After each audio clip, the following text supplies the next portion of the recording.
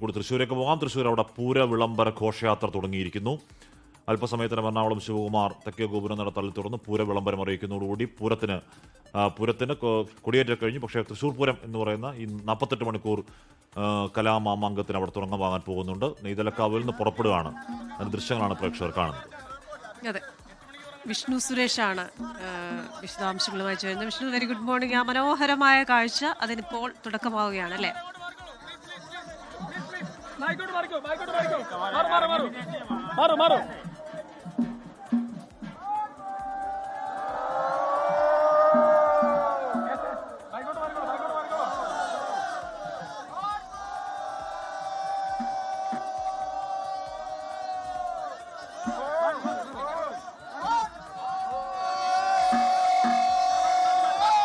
തൃശൂർ പൂരത്തിന്റെ പൂരവിളംബര ഘോഷയാത്ര കുറ്റൂർ നെയ്തലക്കാവ് ക്ഷേത്രത്തിൽ നിന്ന് ആരംഭിച്ചിരിക്കുകയാണ്. നെയ്തലക്കാവ് ഭഗവതിയുടെ തിടമ്പേറ്റി എറണാകുളം ശിവകുമാർ ക്ഷേത്രത്തിന്റെ കവാടം കടന്ന് പുറത്തേക്ക് വരുന്ന ഏറ്റവും മനോഹരമായ ദൃശ്യങ്ങളിൽ ഒന്നാണ് നമ്മളിപ്പോൾ കണ്ടുകൊണ്ടിരിക്കുന്നത്. ഇവിടെ നിന്നൊരു 4.5 കിലോമീറ്റർ ഉണ്ട് തൃശൂർ പൂരം നടക്കുന്ന വടക്കുന്നാഥ ക്ഷേത്രത്തിലേക്ക്. അങ്ങോട്ടേക്കാണ് പൂര വിളംബര ഘോഷയാത്രയ്ക്കായി എറണാകുളം ശിവകുമാർ നെയ്തലക്കാവിലമ്മയുടെ തിടമ്പുമായി പോകുന്നത്. അതിനിടയിൽ പലയിടങ്ങളിലും ചെറിയ ക്ഷേത്രങ്ങളുണ്ട്. അവിടെയെല്ലാം വന്ദിച്ച് ഏറ്റവും ഒടുവിൽ ഒരു 11:15 വടക്കുന്നാഥ ക്ഷേത്രത്തിനകത്തെത്തി വടക്കുന്നാഥനെ വണങ്ങി അതിനുശേഷം തെക്കേ ഗോപുരം നട തുറന്ന് പുറത്തേക്കിറങ്ങി അവിടെ ശ്രീമൂലസ്ഥാനത്ത് നിലപാട് തറയിലെത്തി പൂര വിളംബരം നടത്തുന്നു. അതാണ് ഈ ചടങ്ങ്. അതായത് നാളെ കണിമംഗലം ശാസ്താവാണ് ഏറ്റവും ആദ്യം തൃശ്ശൂരിലെ പൂരനഗരിയിലേക്ക് എത്തുന്ന ഘടകപൂരം. ആ ഘടകപൂരത്തെ വരവേൽക്കുന്നതിനു വേണ്ടി തെക്കേ ഗോപുര നട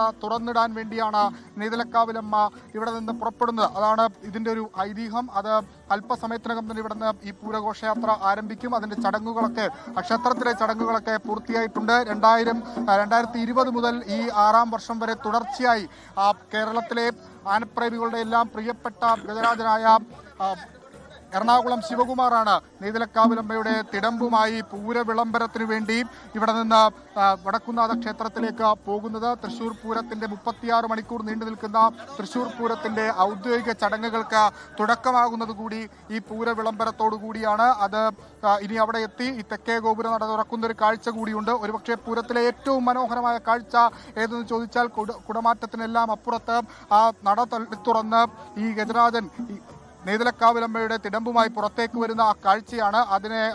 അപ്പോൾ എറണാകുളം ശിവകുമാറിനെ വരവേൽക്കുന്നതിന് വേണ്ടി ഇരുവശങ്ങളിലായി തടിച്ചുകൂടുന്ന ഗജരാജന്റെ കാണികളും അതോടൊപ്പം തന്നെ തൃശ്ശൂർ പൂരം പ്രേമികളും അതൊക്കെ ഒരു പ്രധാനപ്പെട്ട ദൃശ്യങ്ങളാണ് ഇതിലെ ഈ പൂരവുമായി ബന്ധപ്പെട്ട്. അതിന്റെ ഒരു സാമ്പിളാണ് ഇപ്പോൾ ഈ നെയ്തലക്കാവ് ക്ഷേത്രത്തിന്റെ കവാടം കടന്ന് എറണാകുളം ശിവകുമാർ പുറത്തേക്ക് വന്നപ്പോൾ നമ്മൾ കണ്ടതിന്റെ അതിന്റെ എക്സ്ട്രീം വെർഷൻ നമ്മൾ കാണാൻ പോകുന്നത് അത് വടക്കുന്നാഥ ക്ഷേത്രത്തിലാണ്. 8 ഘടകപൂരങ്ങൾ അടങ്ങിയ തൃശ്ശൂർ പൂര വിളംബരമാണ് ഇപ്പോൾ ഔദ്യോഗികമായി ഘോഷയാത്രയ്ക്കാണ് ഇപ്പോൾ ഔദ്യോഗികമായി തുടക്കം കുറിച്ചിരിക്കുന്നത്. ഇവിടെ നിന്ന് വടക്കുന്നാഥ ക്ഷേത്രത്തിലേക്ക് എത്തി വടക്കുന്നാഥനെ വലം വെച്ച് അതിനുശേഷം പുറത്തേക്കിറങ്ങി അവിടെ ശ്രീമൂലസ്ഥാനത്തെത്തി നിലപാട് തറയിലെത്തി അവിടെ വെച്ച് തുമ്പിക്കൈ ഉയർത്തി ആളുകളെ അഭിസംബോധന ചെയ്ത് വണങ്ങി.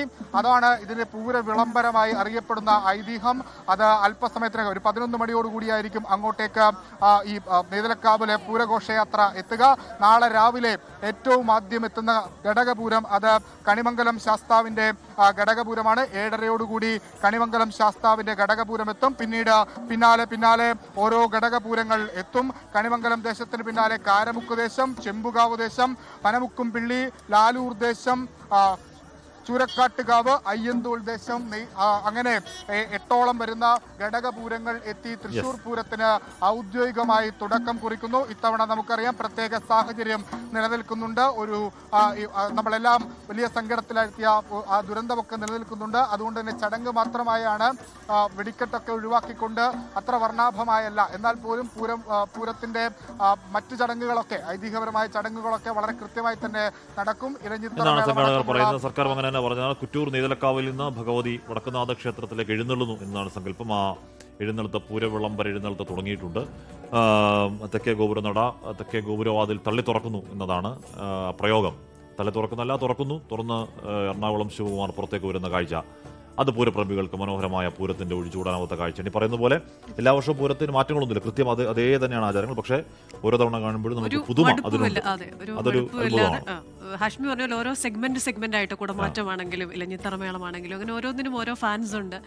ആ ഫാൻസ് എന്തായാലും ഇത്തവണ ആഘോഷം കുറവും ആചാരം മാത്രം ലക്ഷ്യമിട്ടുള്ള പൂരാഘോഷം. ഇക്കുറി വലിയ സങ്കടം നമുക്കുണ്ട്. ആ സങ്കടം എന്ന് പറഞ്ഞാൽ 10-14 പേര് കൊല്ലപ്പെട്ടു പോയ അതിദാരുണമായ ഒരു സംഭവത്തിന്റെ ഞെട്ടൽ ഇനി മാറിയിട്ടില്ല, വേദന മാറിയിട്ടില്ല. തെരച്ചിൽ പോലും ഇപ്പോഴും തുടരുകയാണ് അവിടെ.